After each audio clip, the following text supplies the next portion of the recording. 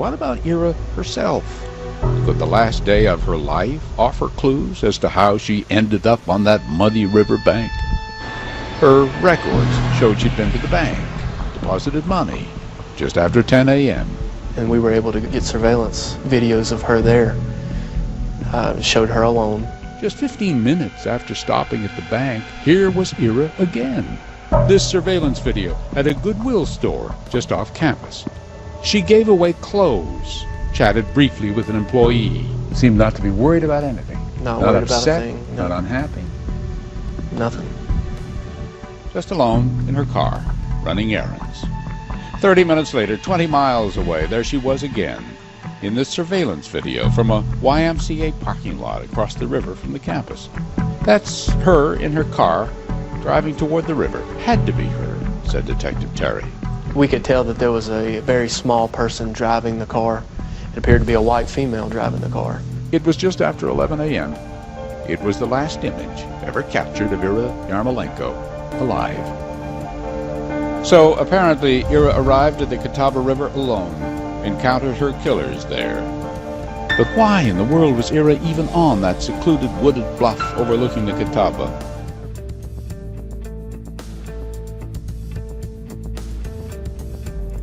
But why in the world was Ira even on that secluded wooded bluff overlooking the Catawba? And the timeline, according to records, she'd been to the bank just after 10 a.m. That would have been SECU, the State Employee Credit Union, 8605 University Boulevard. Been to the bank just after 10 a.m. Now, normally when somebody says just after a specific hour, it might be 5 after or 10 after. We don't know. But if it was 15 after, they would describe it as a quarter after 10. So let's assume she's at the bank at 10:10. Then we have just 15 minutes after stopping at the bank, she's at the Goodwill. That would have been 10:25. The Goodwill is located at 1725 Harris Houston Road, Charlotte. Just alone, in her car. And the next entry. 30 minutes later, 20 miles away, she's seen in a surveillance video in a YMCA parking lot. 196 YMCA Drive, Belmont, North Carolina. Well, 30 minutes from stopping at the Goodwill would put her in the YMCA parking lot at 10:55. But yet it was indicated later that she was at the YMCA parking lot just after 11 a.m., which ordinarily would mean 11:05 or 11:10, not 10:55. So we have a gap there of about 10 or 15 minutes, which may be unaccounted for and could literally be the difference between life and death. We can work backwards. What if she was at the YMCA parking lot at 11:10? Well, 30 minutes prior to that would be 10:40 at the Goodwill, and 15 minutes prior to that would be at the credit union at 10:25. 10:25 seems a little bit excessive if you're describing her being there just after 10. If we worked backwards but started earlier and say she was at the YMCA parking lot at 11:05, 30 minutes prior at the Goodwill, she's there at 10:35. 15 minutes prior to that, she's at the bank at 10:20. Again, 10:20 seems a little bit excessive if you're describing just after 10 a.m. So we have a loose framework for the timeline. I scoured the internet and there was an article written by one of the major media outlets there in Charlotte entitled "The Timeline of Ira Yarmolenko, May 5, 2008. The first entry. 9:45 a.m. Ira seen on campus taking an exam. Keep in mind that the week of May 5, 2008 was finals week. Students were not in regular classes. They were taking finals. The next entry. 10:18. Ira stops at the credit union, the bank. 1018 lends itself to specificity, which can also mean accuracy. We don't really know. 10:35, Ira stops at the Goodwill. She's on camera. The next entry, and this is a new one. 10:50, Ira stops at Jackson's Java, a coffee shop close to campus. She had also worked at this coffee shop. Jackson's Java is no longer located in that shopping center, but it happens to be directly across the street from the credit union. So I punched into Google the drive time, which indicated 20 minutes from Jackson's Java to the YMCA parking lot, 17 miles away. What I thought was interesting in this article is that the next entry doesn't even indicate the stop at the YMCA parking lot, but only indicates that at 1:15, two people on jet skiers find Ira's body on the banks of the Catawba River.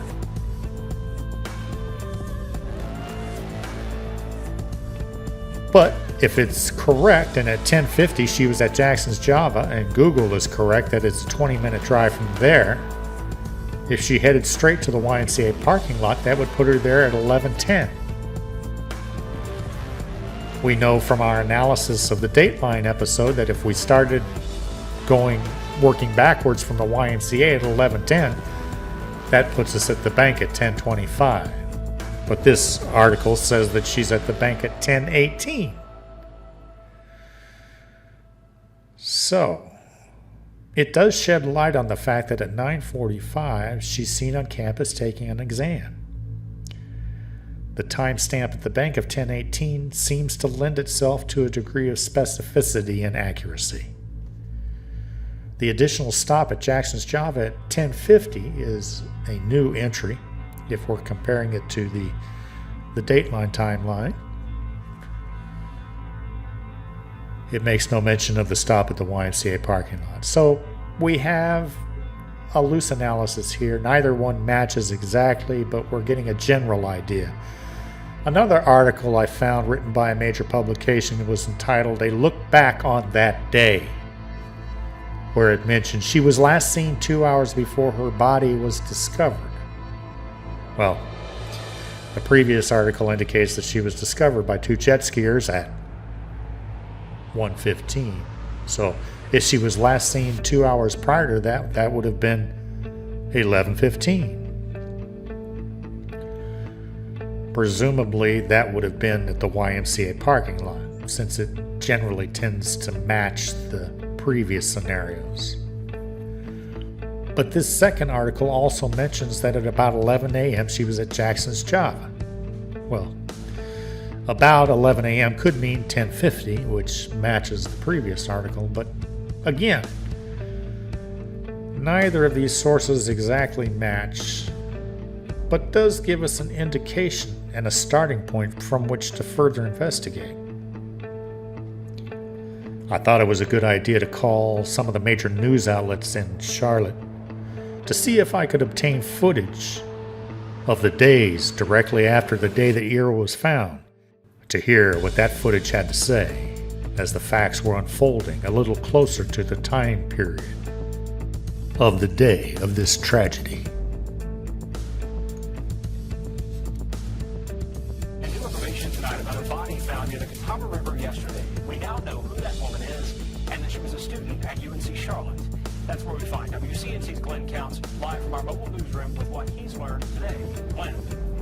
Well, Bobby, Rita Yarmolenko was 20 years old. We don't know how long she had been a student here on the campus of UNCC, but this is finals week here, and so it's possible that's the reason that she was here yesterday morning. It was the last time that she was seen alive.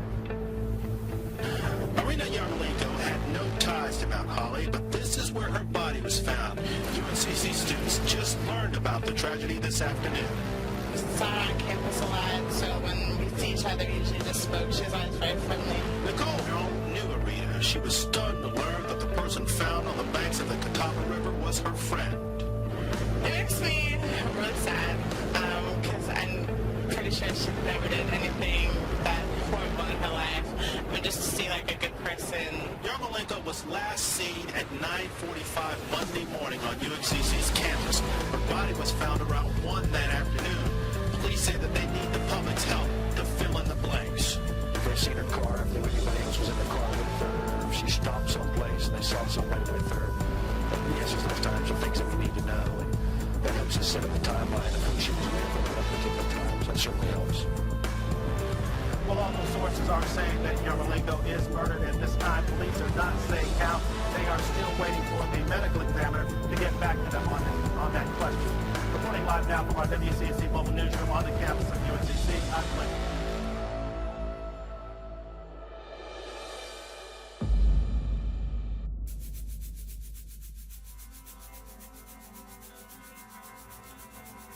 And so we have it.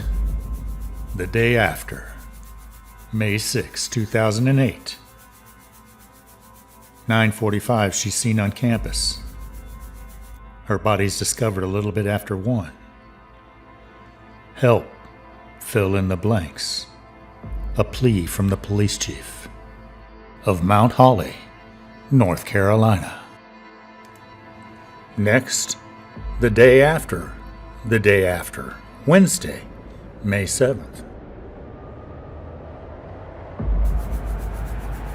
A 2.5-hour time frame is the missing piece of a puzzle surrounding a UNCC student's murder. WCNC's Tony Burbeck is joining us live with new information tonight.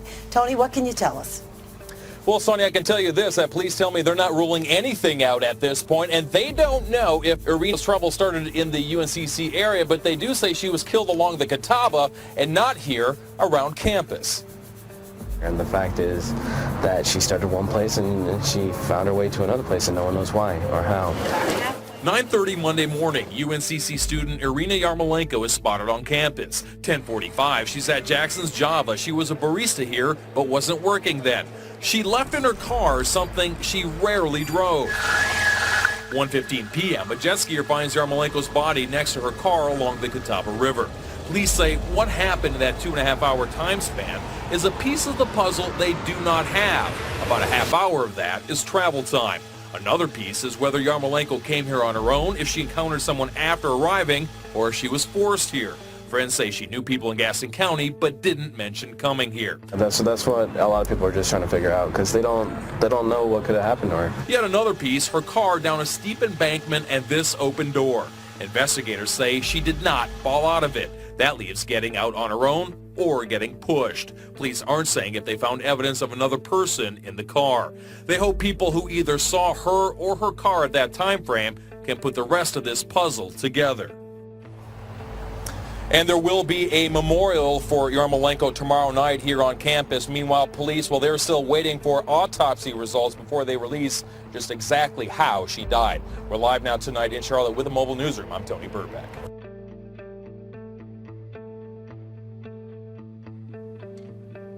"9:30, Monday morning, she's spotted on campus. 10:45 at Jackson's Java. 1:15, found by jet skiers, lying next to her car. But it's the 2.5-hour time period between 10:45 at Jackson's Java and being found by jet skiers down by the river at 1:15 that have investigators stumped, and they need the public's help. They know that 1/2 hour of that 2.5-hour time period was travel time from the UNC campus area to the YMCA parking area. You have likely picked up on other clues. They don't know if her trouble began at the UNC campus area, but they do know that she was killed down by the river. And then, referring to Jackson's Java, we're told that she was a barista there but wasn't working then. She left in her car, something she rarely drove. Whether she came to the river on her own, or if she encountered someone after arriving, or if she was forced there. Police aren't sure. Friends say she knew people in Gaston County but didn't mention going there. As to being found lying next to an open door of her vehicle down by the river. Quote, she didn't fall out, which leaves getting out on her own or getting pushed. Police are tight-lipped, not saying whether or not there was evidence of someone else in the car. But as to the timeline, well, it loosely fits what we've seen previously reported. 9:30 Monday morning, spotted on campus. That's relatively consistent with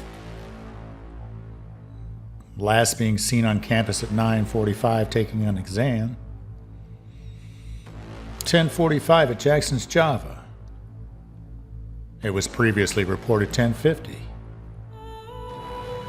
The time she was discovered by jet skiers, 1:15. That's consistent. But we're still left with a rather loose timeline.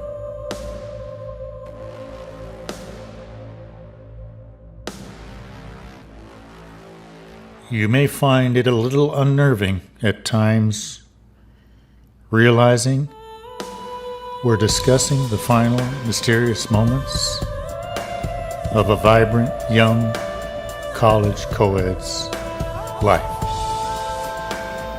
A life snuffed out long before her time. Before her time. Before her time. Before her time. Before her time. Before her time. Before her time. Before her time. Before her time. Before her time.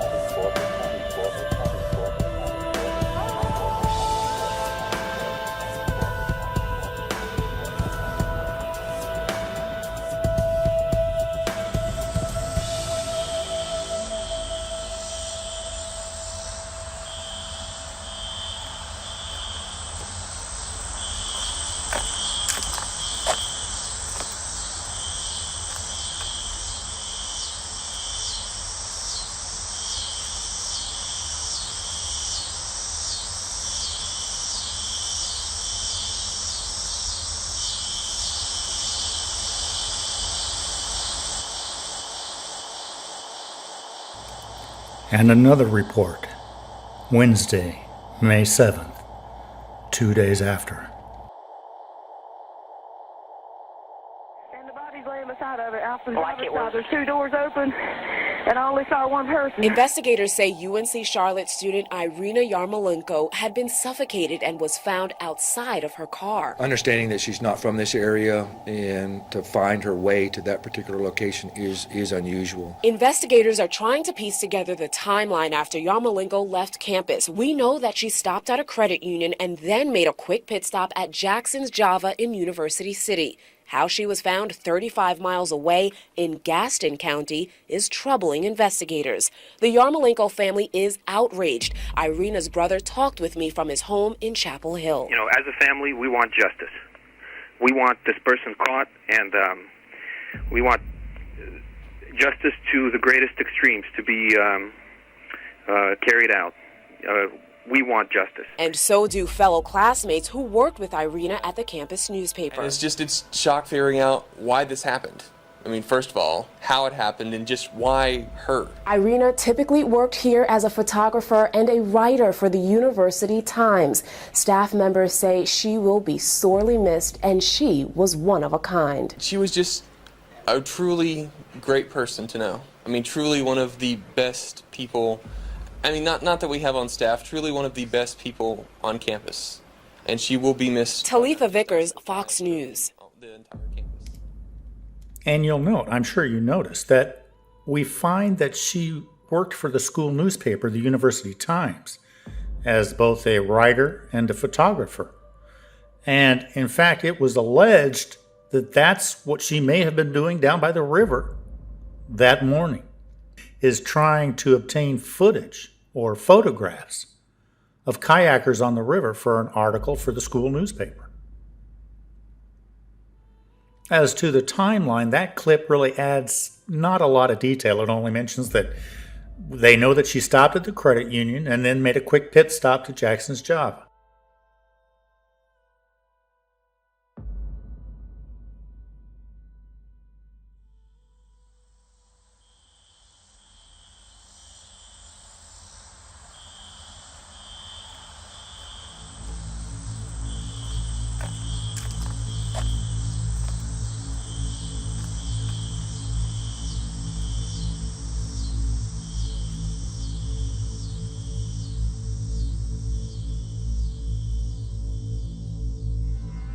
Murder. That word in this afternoon on a UNCC student whose body was found earlier this week. WCNC's Francis Coe is live now from our mobile newsroom in Mount Holly, where police have just finished briefing us on this breaking news. Francis? Well, Sonia, investigators here at the Mount Holly Police Department now saying that Irina Yarmolenko was suffocated, but who did it and why are still some of the unanswered questions tonight. Holly Police Department has shifted our death investigation to a full homicide investigation.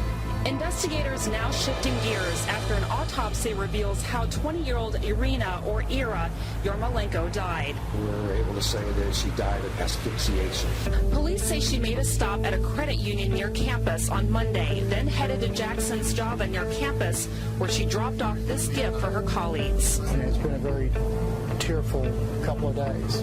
They've lost somebody that was special as a human and as a friend. Then her body was found 2.5 hours later along the Catawba River. Police still don't have a motive or a suspect, so they're desperately seeking the public's help. We're contacting close friends, people she went to school with, people she worked with, people she would have conversations on the telephone. Whatever questions are ultimately answered, family and friends will never find closure. We don't know where we would be if all the people didn't support us. And that was Irina's brother. Now, it is still unclear how Irina's body ended up in this area about a half an hour's drive from the UNCC campus. On campus tonight at 7 o'clock, there will be a candlelight vigil at the Bell Tower. About 200 people are expected to attend. We're live in our mobile newsroom in Mount Holly. Francis Coe, Carolina's News Connection. And that was Thursday, May 8th. Police, having learned from the autopsy that Ira died of asphyxiation, have shifted to a homicide investigation. But as to her timeline, we know only that she was seen at the credit union and then headed to Jackson's Java to drop off a gift, a book entitled Java Trekker. 2.5 hours later, her body's discovered on the banks of the Catawba River. Fedora obtains a clip from May 14th, 9 days after.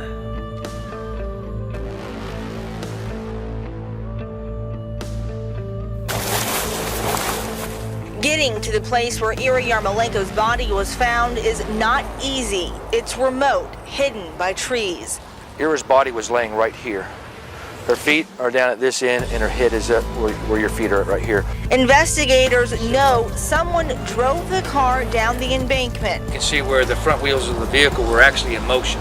Her keys were out further uphill, and the driver and back passenger doors of her car both open.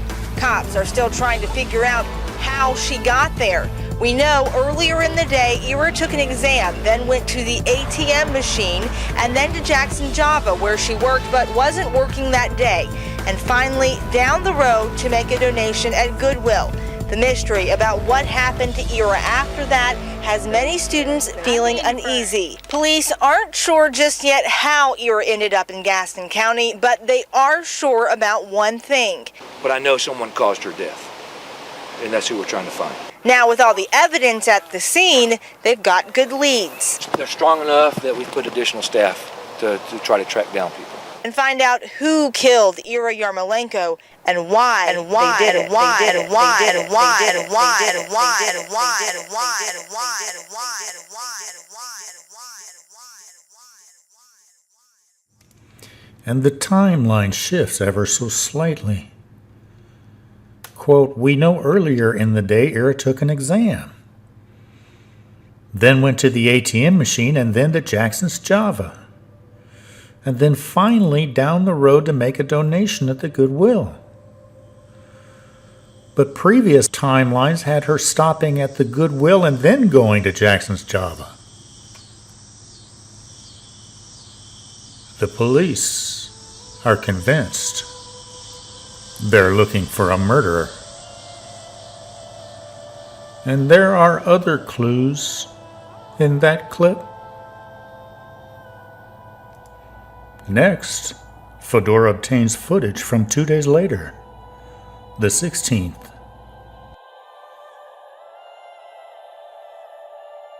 This newly released surveillance video shows Ira Yarmolenko dropping off clothes and other goods at the University area Goodwill.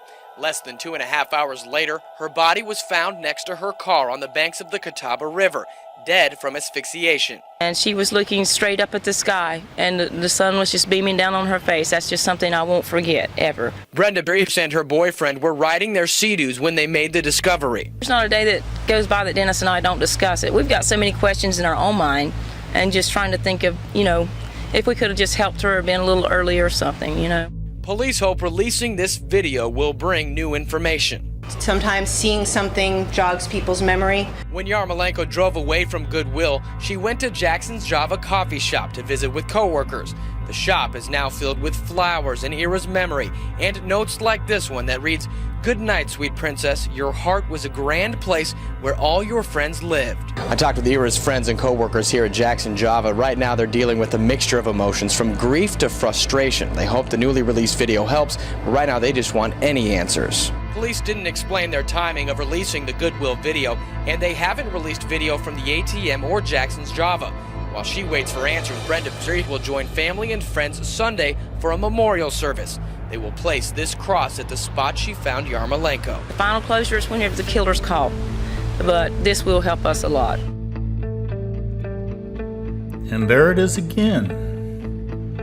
When she drove away from the Goodwill, she stopped at Jackson's Java to visit with coworkers. Yet, the previous clip mentions that she went to the ATM machine and then to Jackson's Java, and then finally down the road to make a donation at the Goodwill.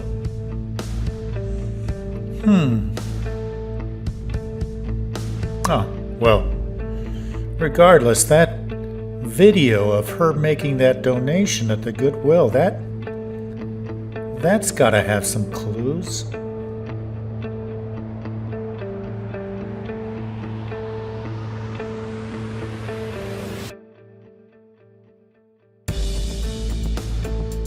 Tuesday, May 18.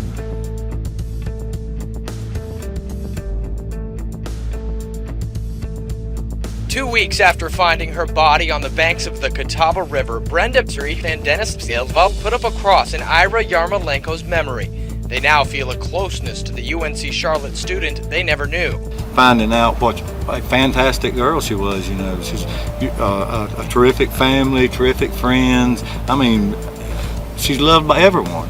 I haven't seen a picture of her yet where she wasn't smiling. Flowers drape the cross, and on top sits a solar-powered light, so the memorial will be visible at all times. It solely represents the light that Ira had. Her light will shine.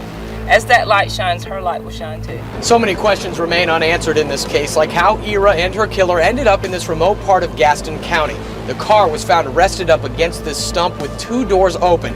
Ira's body was found outside where this cross now sits. The car keys were found further up the hill. Police say they have some good leads, but haven't named any suspects. Lack of answers frustrates Ira's close friends and complete strangers who have been drawn to the case. While the search for her killer continues, Ira will not be forgotten. This reminder will be visible day and night along the Catawba River. In Gaston County, John Nicely, Fox News. Not much on the timeline. Oh, well. Car keys found further up the hill. 2 doors open on the driver's side.